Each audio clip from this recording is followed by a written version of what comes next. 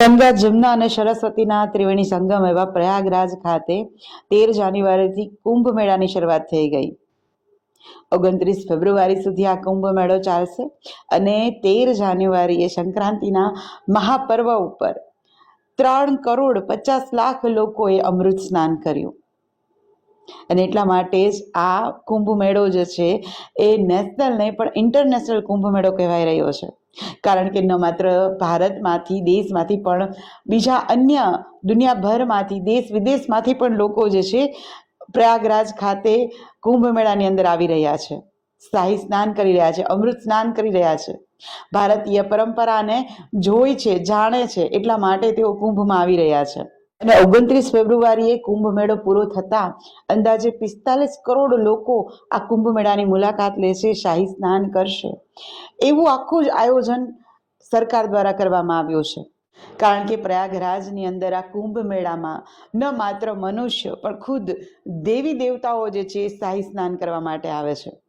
દેવી દેવતાઓ સ્નાન કરે છે, ત્યારબાદ સાધુ સંતો સ્નાન કરે છે, ત્યારબાદ અન્ય લોકો જે છે સ્નાન કરે છે, જેને લોકો કુતૂહલથી જોઈ રહ્યા છે. ગતકાલની જ આ રિપોર્ટ છે કે ગઈકાલે રાત્રે જે છે પૂરા પાશ્ચાત્ય દેશોની અંદર અને પૂરા મુસ્લિમ દેશોની અંદર સૌથી વધારે જો સર્ચ થયું હોય તો એ સર્ચ થયું છે મહાકુંભ.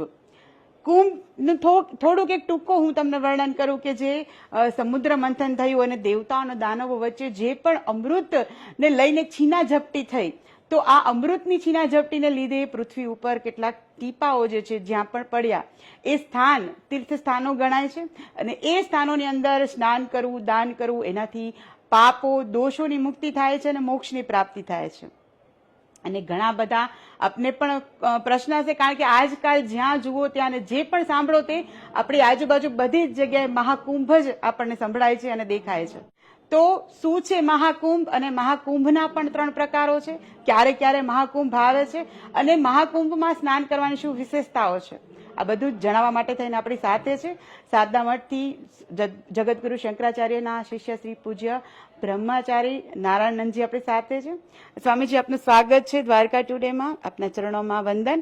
અને ખાસ મહાકુંભની વિશેષતાઓ જણાવો. ખૂબ ખૂબ તમને આશીર્વાદ. અને તમારા જેટલા જે વ્યુઅર્સ છે એ બધા લોકોને આ જે સમય ચાલી રહ્યો છે અર્થાત દેવતાઓનો પ્રભાત કાળનો આપ લોકોને શુભકામના. કુંભ આજે જે આપે પ્રશ્ન કરી, 4 જગ્યા છે. એક પ્રયાગરાજ, બીજો હરિદ્વાર, ત્રીજો ઉજ્જૈન મહાકાલેશ્વર ધામ અને ચોથો જે આપણા ત્યાં નાસિકમાં આવે. અને નાસિકમાં પણ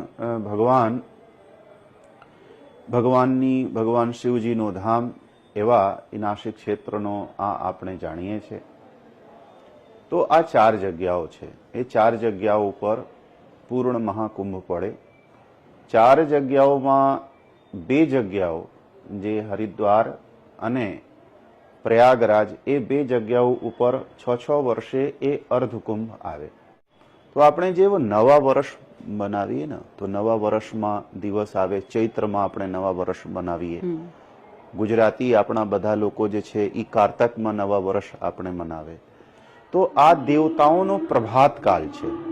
અર્થાત દેવતાઓની રાત્રિ ગઈ અને સવાર પ્રારંભ થયો.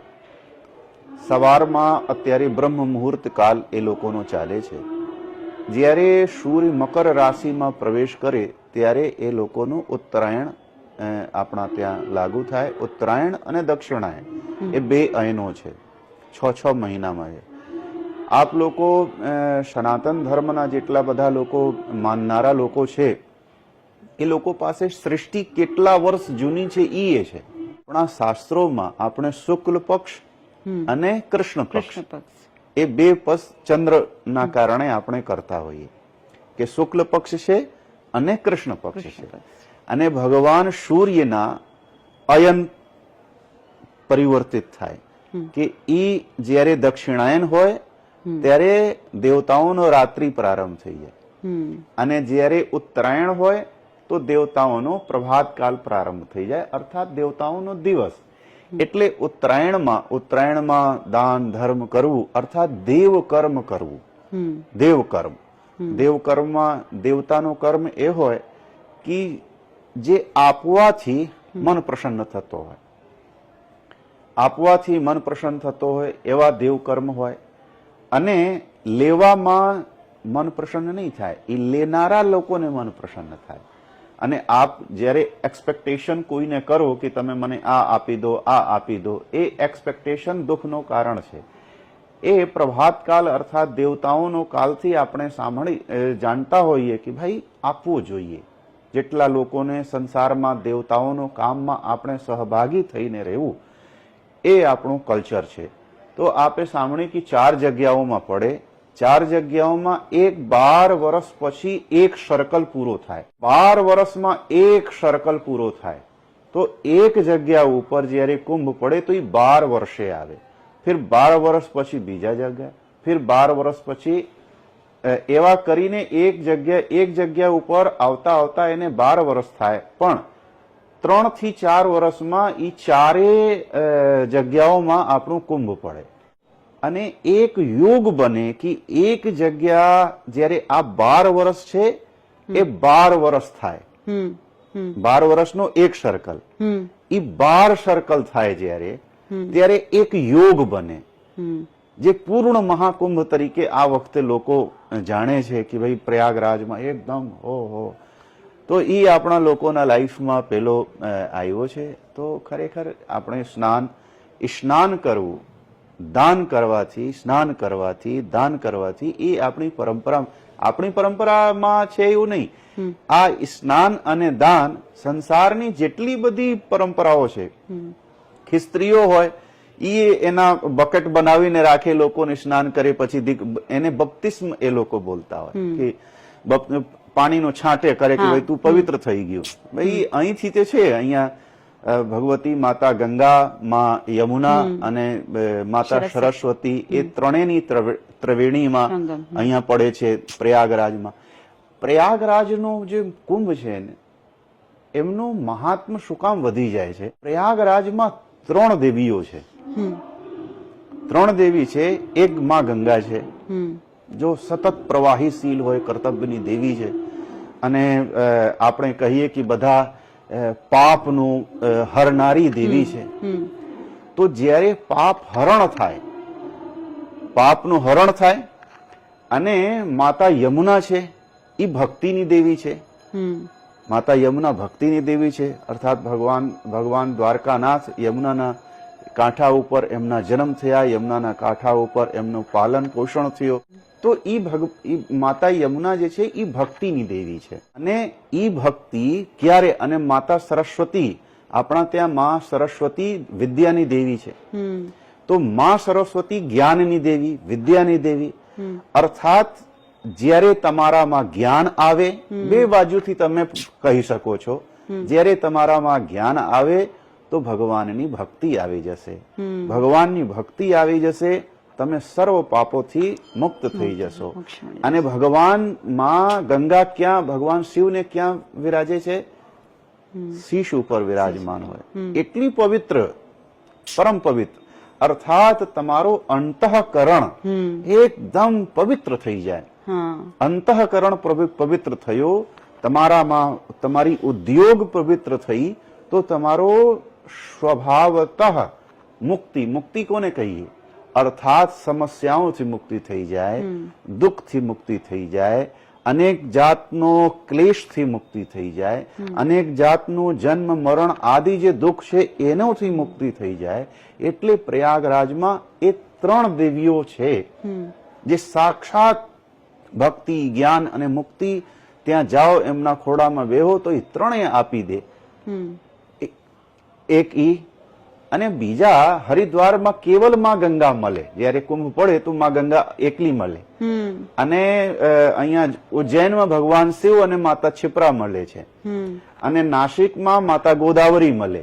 પણ એક આ પ્રયાગરાજ એ જ જગ્યા છે જ્યાં ભક્તિની દેવી, ઉદ્યોગની દેવી, સમસ્ત પુણ્યોની દેવી અને જ્ઞાનની દેવી, 3 દેવીઓનો એક જ જગ્યા સંગમ જે જીવોનું કલ્યાણ માટે થાય છે.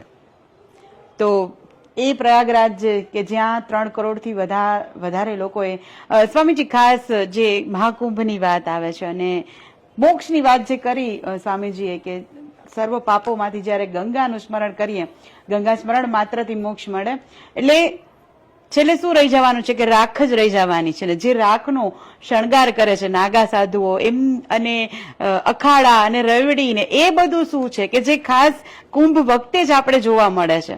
તો આ નાગા સાધુઓના અખાડા અને સૌથી પહેલા પણ સ્નાન એને જ કરવાનો, એનો જ અધિકાર, તો એ બાબતે શું સ્પષ્ટ, એ બાબતે શું છે કે નાગા સાધુ છે. સાધુનું સ્વરૂપ, આપણા ત્યાં સાધુનું સ્વરૂપ વૈરાગ્યવાન લોકોની થાય છે.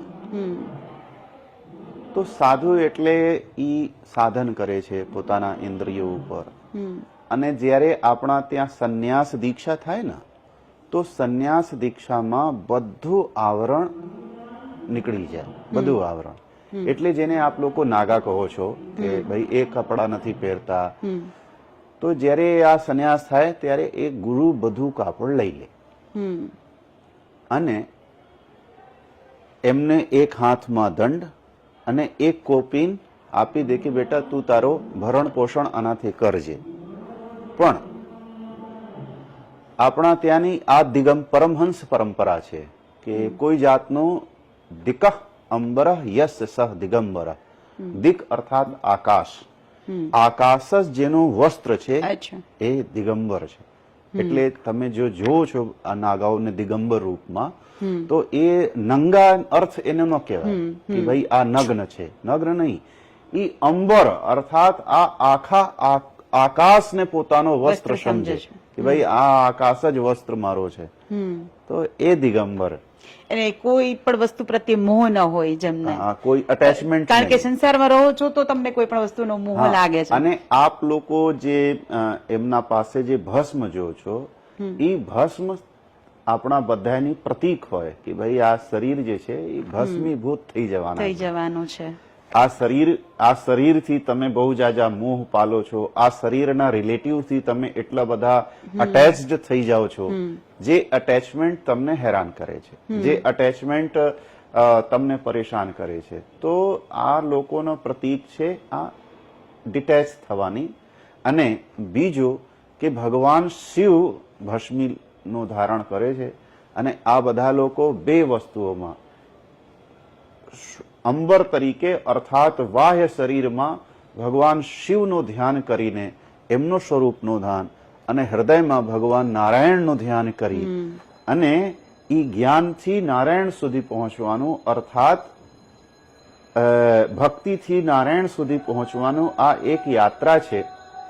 બીજો આપે પ્રશ્ન કરી કે નાગા સાધુઓની જેમ અત્યારે દેશના સીમાઓ ઉપર તમારા સૈનિકોનું યોગદાન સામાન્ય માણસોને ખબર નહીં પડે. તે આ નાગા મહાત્માઓની યોગદાન સામાન્ય વ્યક્તિઓને ખબર નહીં પડે. આજે હિન્દુ ધર્મમાં છો, તમે સનાતન ધર્મને માનો છો, તમે તમારા શાંતિથી આજે કુંભ મેળા યોજવો છો, તમે તમારો ભગવાન મંદિરો આજે સુરક્ષિત છે, તો એ લોકોમાં કેવલ કારણ આ મહાત્માઓ છે, એના સિવાય કોઈ નથી. એ 10 નામ સંન્યાસી હોય, સરસ્વતી, તીર્થ, આશ્રમ, ગિરી, પુરી, વન, અરણ્ય, આ 10 નામ સંન્યાસી હોય. ગિરી અર્થાત સમસ્ત ડુંગરોના રક્ષણ કરે, નાના ડુંગરોને. પર્વત સમસ્ત મોટા પર્વતોને રક્ષણ માટે. પુરી અર્થાત પુરીઓમાં અયોધ્યા, મથુરા, માયા, કાશી, કાંચી, અવંતિકા, પુરી, આ બધા જગ્યાઓમાં આ 10 નામ સંન્યાસીઓ હોય.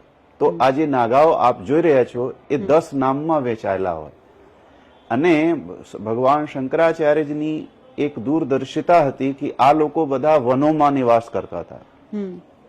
તો બે વસ્તુ છે, એમાં દંડ આપે તો દંડ આપતા જ ઈ બોલે કે ભાઈ મારાથી સર્વેભ્ય નિર્ભય, સૌ લોકો નિર્ભય થઈ જાઓ, હું કોઈને કંઈ દંડ આપું નહીં.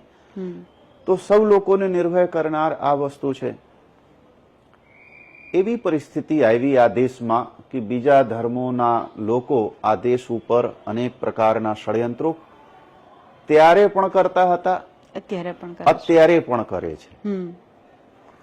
કોઈ શાસક વર્ગના સહાયતા લીધા વગર આ મહાત્માઓ આ સનાતન ધર્મના ધર્મધ્વજા લઈને એ શેરીઓ ગામડા ગામડા નેડે ફરતા હોય અને એ સુરક્ષિત રાખતા હોય કે ભાઈ ગામમાં શું તકલીફ આવી, પુરીમાં શું તકલીફ આવ્યો, અને એનાથી ભગાડે. ઈ માને, સમજાવવાથી તો માને, ન તો બીજા હાથમાં ત્રિશૂલ છે, તો શસ્ત્રથી તો બધા લોકો બીતા હોય. આજે દેશમાં જે પરિસ્થિતિ ઊભી થઈ છે એ લોકતંત્ર છે આજે. તો લોકતંત્રમાં ભાઈ આપણે કોઈને હાનિ ન પહોંચાડી શકીએ. નહીતર ત્યારે પણ જયારે મુગલોના શાસક મુગલો હતા, એમનો શાસન, તો પણ આ દેશ તો છે જ, આપણી પુરીઓ બધી છે. કોઈ જાતનો આ કુંભ આજે પહેલા થતા હતા અને આજ સુધી સુરક્ષિત છે, તો કોઈનો તો યોગદાન હશે જ ને.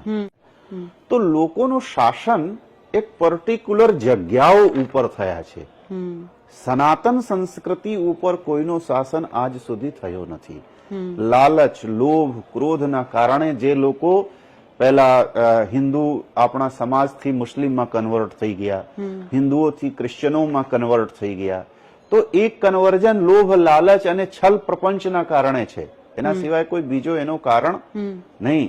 તો આ સાધુ મહાત્માઓ સતત લડત, સનાતન ધર્મના દુશ્મનો, સનાતન ધર્મના જે વૈરીઓ છે એના સાથે એ લોકો સતત લડત આપી રહ્યા છે આજ સુધી, અને ભવિષ્યમાં પણ કરતા રહેશે. તો આ જોઈને બધાને ખબર તો થઈ જ જાય કે ભાઈ જયારે આ એ લોકો 10-12 કિલોમીટરમાં 40 કરોડ, એની આ ભારત વર્ષની અડધી જનસંખ્યા થઈ ગઈ, અને ઘણા બધા વિશ્વની તો જનસંખ્યા કરતા પણ બધું છે. અને કોઈ પણ વ્યવસ્થા વગર, કોઈની એવું નહીં હોય કે તમે ખાવાની, ગવર્મેન્ટ ખાવા પીવાની વ્યવસ્થા કરે અને આ કરે. અને આ તમે ઇતિહાસમાં જશો ને તો ઇતિહાસમાં જે ઐતિહાસિક આપણા ત્યાં ચાણક્યના સમયમાં ચંદ્રગુપ્ત, એમના પછી હર્ષવર્ધન આદિ જે રાજાઓ થયા છે, તો બીજા લોકો લખીને ગયા કે આ લોકો રાજાઓ કેવા હતા કે એક નદીના કાંઠે બધા મેલામાં પોતાનો બધું પૈસા વાપરી દેતા, એવો બધા લખાણ થયો છે. તો એ લોકોને તો ખબર નહીં હોય ને કે શું કામ એ લોકો ગયા છે. તો આ દેવ કર્મ છે, અને દેવ કર્મ સાથે સાથે આ એકતાનો કર્મ છે. વિશ્વમાં કોઈ પણ જગ્યા આવો આ રેકોર્ડ નથી કે આટલા લોકો વગર કઈ વ્યવસ્થા વગર આવીને રહે અને નીકળી જાય. એ લોકોના શાસક પરમાત્મા, એ લોકોના જોનારા ભગવાન, એ લોકો સીધા ભગવાનથી વાત કરે. ઠીક છે, વ્યવસ્થા મળ્યો તો સારો, નહીં મળ્યો તો સારો. ઘણા બધા રાજાઓ આજે તો ખરેખર ત્યાંની સરકારો બધી ખૂબ સારી વ્યવસ્થા કરે છે, પણ ગયા વર્ષોમાં ઘણી બધી સરકારોની વ્યવસ્થા કરતા નહોતા. તો પણ લોકો તો જાય, સ્નાન કરે, અને આજે કરે છે તો કાલે પણ કરશે. બટ આ એ અવસર નહીં મળે, જે અવસર જે આજે કહેવાય રહ્યો છે કે આપણા લોકોના જીવનમાં તો નહીં આવે. હવે 140 યર ક્યાં આવે? હા, સાચી વાત છે. અને હવે એક શાહી સ્નાન જે સંક્રાંતિના થયું, અને બાકીના કહેવાય છે કે હજી 3 સ્નાન થાય છે, તો એ કયા છે? અમાસના મૌની અમાસ્યા તરીકે આને શાસ્ત્રોમાં અને બીજી જગ્યાઓમાં વર્ણન છે. આ અમાસમાં જ કુંભનો યોગ બને, તો એ સ્નાનમાં ત્યાં હોય. પણ આ સંક્રાંતિનું સ્નાન, અર્થાત દેવતાઓનું આગમનનું સ્નાન, દેવતાઓનું પ્રભાતકાલનું સ્નાન, એક સંક્રાંતિનું સ્નાન, એક મૌની અમાવસનું સ્નાન, પછી ત્રીજો આવશે એ બસંત પંચમીનું સ્નાન, માતા સરસ્વતીના તેથી આપણે પૂજન કરતા હોઈએ. હા, અને પછી પૂર્ણિમાનું સ્નાન. તો એ 4 સ્નાન તરીકે અને ત્યાંની સરકારે અને ઘણા બધા સાધુઓ જે હોય એ શિવરાત્રી સુધી રહે. જ્યારે પ્રયાગનો મેળો હોય ને તો એ લોકો ત્યાં રહે અને પછી ભગવાન શિવને ત્યાં જઈને દર્શન કરે અને ભગવાન શિવ પાસે એમનું પૂર્ણ રાખે, ભગવાન શિવને સમર્પિત કરે અને પછી પોતપોતાના નગરોમાં, પોતાના જંગલોમાં, પોતાની આશ્રમોમાં એ લોકો જાય. તો આ મેળા ટૂંકમાં કહીએ તો શિવરાત્રી સુધી ચાલવાનો છે. હા, જવાનું સાથે. અને આપના વ્યુઅર સાથે વાત કરીને આપ લોકો પણ ભગવાન દ્વારકાનાથનો સંદેશ લઈને પ્રયાગરાજમાં જાઓ અને ડૂબકી મારો, ત્યાં પણ સ્નાન કરો, આનંદ લો, એવી શુભકામનાઓ સાથે સૌ લોકોને ખૂબ ખૂબ આશીર્વાદ દેતા હું મારી વાણીને વિરામ આપું.